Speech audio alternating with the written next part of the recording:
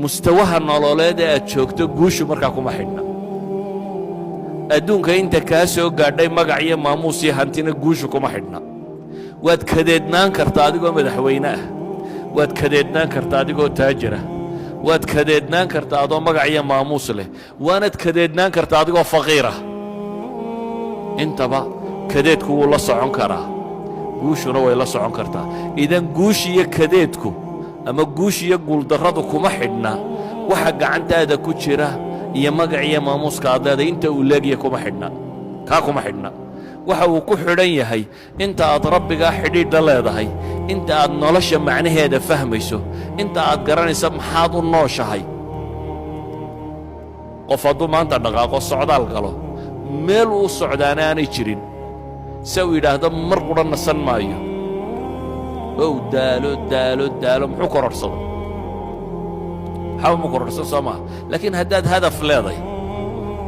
haddaad rabto inaad berbere gaadho waa hadaf la garanaya mar umaad gaadhi doontaa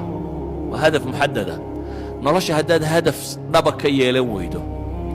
60 sane ama 70 sane lagu siiyey way dhammaanaysaaye haddaad hadaf ka yeelan weydo oo ah inaad rabbigaa raalli geliso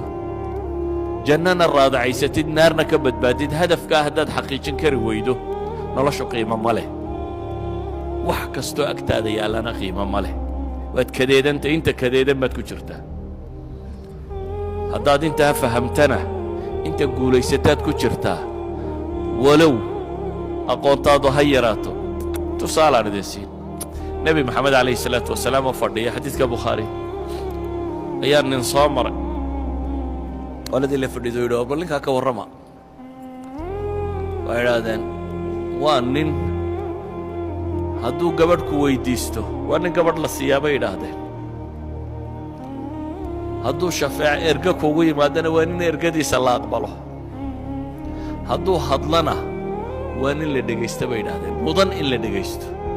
yacni bini aadamku wuxuu wax ku qiimayn jiray haddii gabadh lagaa soo doontana waa nin dumarka la siiyo hadduu danka ha yeesho shafeeca kuugu yimaadana waa nin magaciyo ergadiisa la aqbali karo hadduu hadlayana waa nin la dhegaysan karo nebigu wuu iska aamusay ma comment garaynin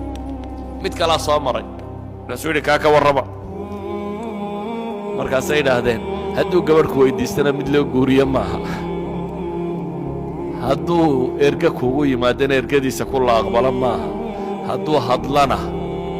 ku la dhegaysta maaha bay idhaahdeen yacni nebigu wuxuu barayaa saxaabada mawaasiinta maxaa wax lagu qiimeeya bini aadamka see loo qiimeeya dabeetana wuxuu yidhi lamil'u haada min daak kaa hore iyagu lahaayeen waa wax walba wuu yahay dhulka muggiyo kaasa ninkan baa iskaga khayr badan buu nebigu yidhi waa hal nin iyo dhulka muggiyo kii kale ah maxaa halkan nin iyo dhulka muggii isweydaariyey waxa isweydaariyey mawaasiinta wax lagu qiimaynayaa kala nooc ahaa waayo dhulka muggiyo naar ku sii socda geeddi naareed ah faa'iida ma leh xabad jannada u sii soctaa dhaanta soo maaha hal qof xagga jannada u socda iyo dhulka muggiyo xagga naarta u guuraya dee faa'iida ma leh walidaalika buu nebigu wuxuu leeyahay dhulka muggii oo kaasa qof quroo kaasaa dhaama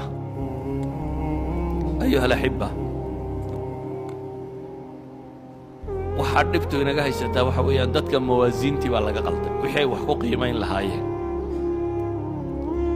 waxay wax ku qiimayn lahaayeen baa waxa laga dhigay wax bini aadamku ka qiimo badnaa gaadhi iyo daar iyo waxaasi maaha waxa wax lagu qiimeeyo qofkii mise daarood buu leeyahay qiimihiisu maaha mise gaadhuu wataana qiimihiisu maaha gaadhigu wataa noocuu yahayna qiimihiisu maaha qofku intuu rabbigii ku xidhan yahay u dhow yahay buu qiimihiisa dhabta yahay taasun baana aakhiro marka la isugu yimaado wax anfacda adduunka inta la joogana kadeedka qofka ka biisa ilaa adduunka adoo waxaystaad kadeedan tahay haddaanad deganayn marka sidee su-aasha meeshan ku qoran waxa weeyaan sidee loo gaadhaa guusha dhabta ah si fudud baa lagu gaadhaa dhammaantiinna waa gaadhi kartaan waa jidkii nebi maxamed inaad raacdaan calayhi salaatu wasalaam dhammaantiin waa gaadhi kartaan dadka ha xamanin ha caayin ha maagin akhlaaqdaada hagaaji bini aadamka si fiican ula dhaqan waxaad ka xoog roontay waa cadaalad samee salaada iyo zakada iyo cibaadaadkaaga samee akhlaaqiyaadkaaga ku dhaqan waa in nin waliba awoodo in lacag u baahan maaha iyo magac iyo maamuus uma baahna waa in qof waliba awoodi karo idan waxaan rabaa un inaan idin idhaahdo guusha dhabtaa sidee loo gaadhaa haddii la yidhi dadkoo dhammi waa gaadhi karaa nebi maxamedna wuxuu yidhi dadkoo dhan baa jannada gelaya ilaa man abaa mooyaane ninkii isagu diida mooyaane dadku jannaday wada gelayaan buu nebigu yidhi ninkii diida mooyaane oo yaa diiday baa la yidhi oo wuxuu yidhi ninkii i raacaana jannuu geli buu nebigu yidhi calayh salaatu wasalaam dee ninkii diidaana ay raaci waayaan isagaa diiday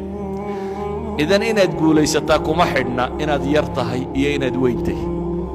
kuma xidhna inaad lacag haysato iyo inaanad haysanin kuma xidhna inaad madaxtay iyo inaanad ahayn kuma xidhna inaad cilmi badantay iyo inaad cilmi yartay waxay ku xidhantao keliya itijaaha nololeed xagga aad u jeedisa directionka aad u jeeddeen raacaysa ma waddada xagga ilaahay qabataad maraysaa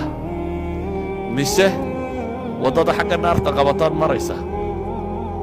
waddada xagga ilaahay qabata waad mari kartaa adoo lacag liyo adoo faqiir iyo adoo waxhaysta iyo adoo maamuus laba xagga naartana intaba waa lagu mari karaa labadaa wadda inaynu kala dooranno ayuunbay ku xidhantahay guushu inta ay leeg tahay ilaahay waxaan ka baryayaa subxaanahu wa tacaala inuu dariiqa xaqa ayna tusiyo allahuma arina alxaqa xaqan warzuqna ittibaacah wa arina albaaطila baatilan warzuqna ijtinaabah allahuma arina alxaqa xaqa warzuqna ittibaacah wa arina albaaطila baatila warzuqna ijtinaabah اللهم ارحمنا واغفر لنا اللهم ارحمنا اللهم ارحمنا واغفر لنا ربنا آتنا في الدنيا حسنة وفي الآخرة حسنة وقنا عذاب النار ربنا لا تزغ قلوبنا بعد إذ هديتنا وهب لنا من لدنك رحمة إنك أنت الوهاب